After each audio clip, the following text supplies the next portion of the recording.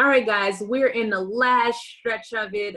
So hopefully you've been keeping along, or you've been understanding what we've talked about. Make sure you reference your book, the notes, and all of the prior videos. So this is the last part of the process. On the process costing, we're looking at step 4, which is allocating costs to those partial units and those units that was transferred out. Again, we're assigning the cost. That's why we went through all of this trouble, is to make sure we assign costs to all of the units that we touched, okay? So as I've done in prior videos, I'm gonna share my screen with you guys again, and I am gonna show you where we are in the presentation. Here. All right, so here we are at step 4. We're allocating costs to units transferred out and partially completed. So it says the product costs are allocated using the cost per equivalent unit. So all of the stuff that we found in step number 3, the $1.10 for direct materials, and then 30 cents for conversion costs. Remembering that conversion costs consists of direct labor and factory overhead, excuse me. All right, so here's our information that we have. And so it kind of have lumped all of the information that we need to account for, okay? So I said in the prior video that we would account for this, right? That came over from June. So in this step, we're gonna account for this information because it's part of the cost, right? We didn't complete the process. We completed the process in July, but there are some costs that came to us from the prior period that we need to make sure we account for. And then we have all of the stuff that we started and completed in the month of July. And then we have some other stuff that we need to account for, right? So all of this adds up to this. And so all of the costs that we need to account for is $90,000. So now we just need to understand, how is that breakdown? How are we gonna allocate, you know, a portion to work in process beginning, right? So we have this cost that came on from June, but then we added more in the month of July. So we not only have this cost for June, but then we have what we added in July. And then we also have what we started and completed in the month of July, and then we have some partially completed units in the month of July. So now we're just gonna allocate this cost out, so then we can report it on our income statement or our balance sheet, okay? All right, so here's where we are so far. So if you're following along on the demonstration worksheet, this is what you should have. So here is step 4 of the process that I kind of really sneakily included, okay? So there is your $1.10 for direct materials, and then here is my 30 cents for conversion costs, okay? So you already have step 1 already included. Here's my step 2, where I'm showing you how we calculated our equivalent units. And then step 3 was here, and now step 4 is this section where we're allocating the cost. We know that we have to account for $90,000 in costs, but now we need to understand, how do we do that for all of these separate groups, okay? So I'm gonna take my eraser really quick and clean it up a little bit. Okay. So give me a second. Come on, erase. All right, here we go. All right, oops. All right, so here we are with a cleaner version of this table. So let's go with it. So remember, the way we're gonna go about doing this is that we're gonna use the rates that we found in step number 3. Okay, so again, it's all listed at the very top here. This was all from step 3. Okay, so now we're gonna assign the cost. So in regards to direct materials, there was no direct materials in regards to equivalent units, right?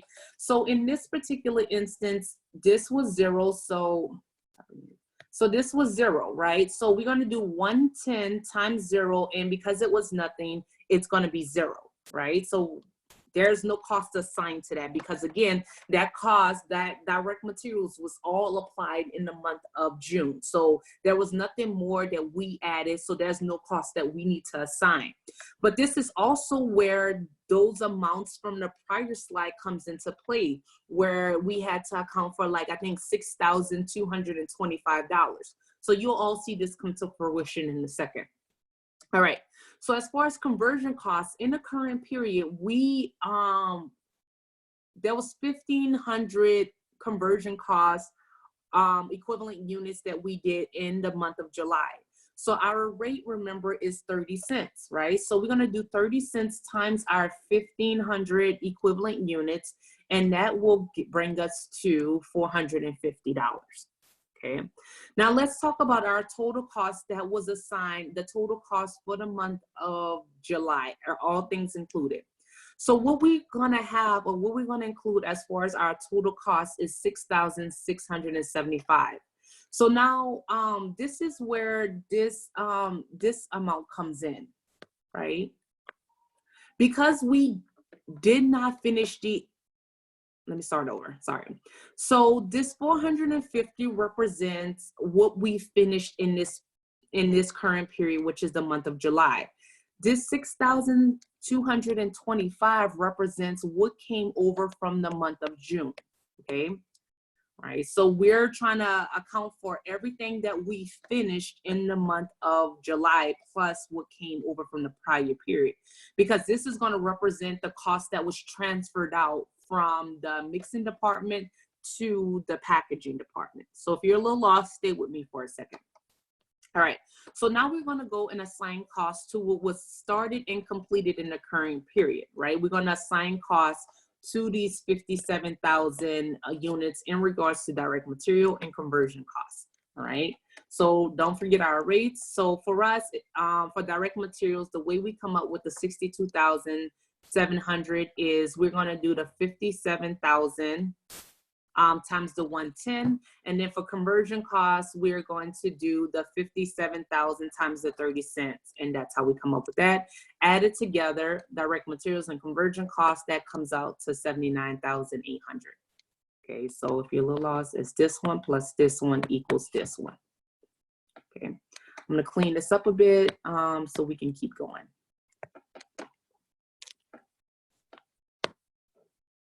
Okay. All right, so then our next one we're going to look at is we're going to look at what we transferred out to the packaging department. So this 86,475 again represents what we transferred, all of the gallons of ice cream that we transferred from the mixing department to the packaging department in the month of July.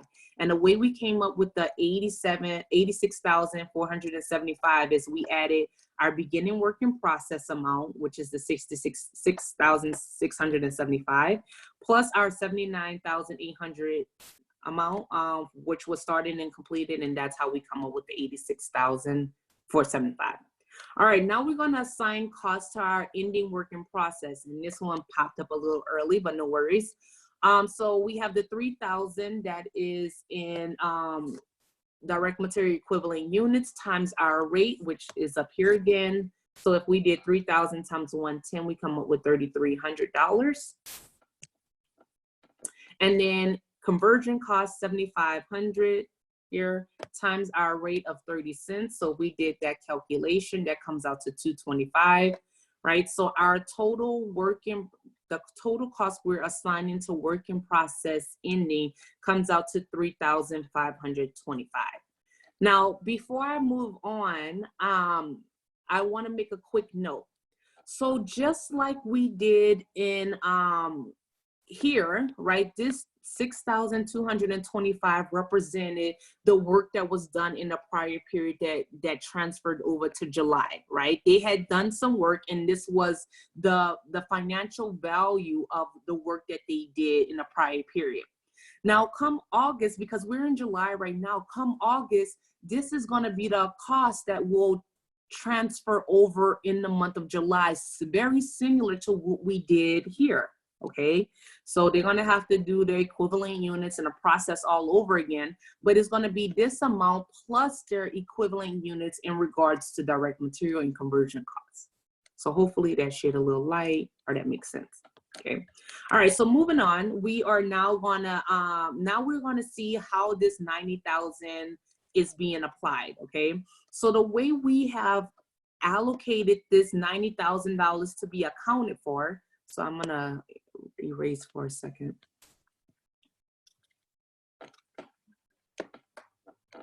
So the way we have accounted for this 90,000 was 86,475 was transferred out to the next department, and then $3,525 was assigned to your ending work in process. If you add those two together, that is our $90,000 that we needed to account for. Right now we have them in their proper bucket, and we understand, hey, in the mixing department in the month of July, not only have I accounted for all of my units that I touched, but now I have also accounted for all of the costs that, you know, that was related to these units, and I have put them in their proper buckets, okay? So now we're all done. Hopefully that made sense to you guys, but again, I encourage you to walk through the process. Last but not least, I have left you these last examples to do on your own. So it's usually easy, very easy for me to go through the process and explain it, but try to get through examples 1, they're all related to each other. So examples 1, 2, 3, and 4 to see if you can come up with a correct answer using our steps, okay? All right, so should you have any questions, again, let me know. Otherwise, I appreciate you guys. Come back here.